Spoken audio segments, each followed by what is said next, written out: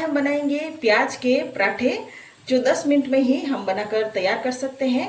कुछ भी अलग से हमें तैयारी करने की इसमें ज़रूरत नहीं है। बस घर के कुछ मसाले डालकर ही इस प्याज के पराठे को हम बना सकते हैं। प्याज का पराठा बनाने के लिए यह हमने ले लिए हैं मीडियम साइज के 4 प्याज। अब इन प्याज को हम कट कर लेते हैं। प्याज को हमने इस तरह से लंबे लंबे टुकड़ों में कट कर लिया है। अब हाथ से प्याज को ऐसे मसल कर एक एक प्याज की परत को हम अलग अलग कर लेते हैं। अब हम डालेंगे प्याज में आधा चम्मच नमक और नमक को हम मिक्स कर लेते हैं। मिक्स करने के बाद ढक्कन लगाकर प्याज को हम 10 मिनट के लिए छोड़ देते हैं, जिससे कि जो भी प्याज में पानी होगा वो निकल जाएगा। यह हमने ले लिया है 2 कप गेहूं का आटा। अब इसमें हम डालेंगे 1 टेबल स्पून तेल की जगह आप घी भी इसमें डाल सकते हैं। साथ ही हम डाल देंगे स्वाद अनुसार नमक और इन दोनों को हम मिक्स कर लेते हैं। मिक्स करने के बाद हम थोड़ा थोड़ा पानी डालकर ये आटा लगा लेंगे। या हमें रोटी का आटा लगाते हैं वैसा ही हमें यहाँ आटा लगाना है। यहाँ हमने ये आटा गूंथ लिया है। अब आटे को हम ढक्कन लगाकर 10 मिनट के लिए रख देते हैं। 10 मिनट के बाद प्याज को हम वापस देख लेते हैं। प्याज एकदम ऐसे सॉफ्ट हो गए हैं।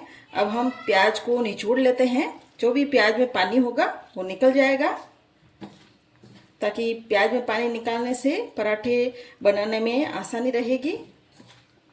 यह हमने ये प्याज में से पानी निकाल लिया है। अब हम प्याज में डाल देंगे मसाले। या मैं डाल रही हूँ 1 कटी हुई हरी मिर्च। आप चाहे तो इसमें अदरक भी डाल सकते हैं। और हाफ टी स्पून इसमें मैं डाल रही हूँ अजवाइन और हाफ टी स्पून इसमें मैं डाल रही हूँ चाट मसाला। अगर आपके पास चाट मसाला ना हो तो इसकी जगह आप अमचूर पाउडर भी डाल सकते हैं। 1 चम्मच इसमें हम डाल देंगे लाल मिर्ची का पाउडर और आधा चम्मच हम इसमें डाल देंगे पिसा हुआ धनिया पाउडर। इसमें डाल देंगे हम कटा हुआ हरा धनिया। अब इसमें हम डालेंगे 3 छोटा चम्मच बेसन। हाफ टी स्पून इसमें हम डाल देंगे पिसा हुआ जीरा और इस सारे मिक्सर को हम मिक्स कर लेते हैं। यहाँ हमने नमक पहले ही प्याज में डाल लिया है, तो यहाँ अब इसमें हम नमक नहीं डाल रहे हैं। यहाँ हमने इस सारे मिक्सर को मिक्स कर लिया है। अब हम वापस आटा देख लेते हैं। आटे को देख लेते हैं और आटे को हम एक बार ऐसे वापस गूंथ लेते हैं 2 बार, जिससे कि आटा अच्छे से सेट हो जाए। हमने यहाँ पर आटे की 4 लोई बना ली है।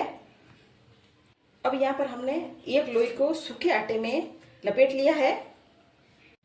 अब इसको हम बेल लेते हैं। रोटी की साइज का, रोटी जितना ही हम बेलेंगे। रोटी हमने बेल ली है। अब इस पर हम लगाएंगे घी लगाने के बाद जो हमने यहाँ पे ये मसाला बनाया है उसको हम पूरी रोटी पर फैलाएंगे। रोटी पर फैलाने के बाद हम बीच में लगाएंगे यहाँ से एक कट लगाने के बाद हम इन मसालों को इस तरह से फोल्ड करेंगे और वापस से इस रोटी को लेकर यहाँ पर फोल्ड करेंगे और इस रोटी को हम यहाँ फोल्ड कर लेंगे और अच्छी तरह से यहाँ हम प्रेस कर लेंगे, हाथ से दबाएंगे। अब पराठे पर हम लगाएंगे थोड़ी सी कलौंजी और साथ ही हम डाल देंगे इस पर थोड़ा था हरा धनिया। इनको हम हाथ से दबा लेंगे। साथ ही इस पर हम डालेंगे सूखा आटा और बिल्कुल हल्के हाथ से इसको हम बेल लेते हैं। और दूसरी तरफ से भी हम थोड़ी सी कलौंजी और ये धनिया पत्ता लगा लेंगे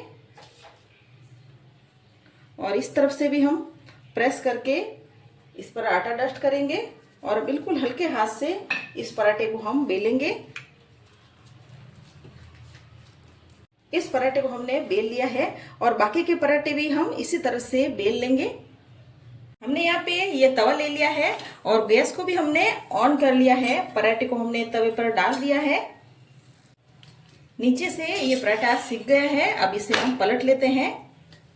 अब इस पराठे पर हम लगाएंगे तेल। आप चाहे तो इसमें बटर भी लगा सकते हैं या फिर घी भी लगा सकते हैं।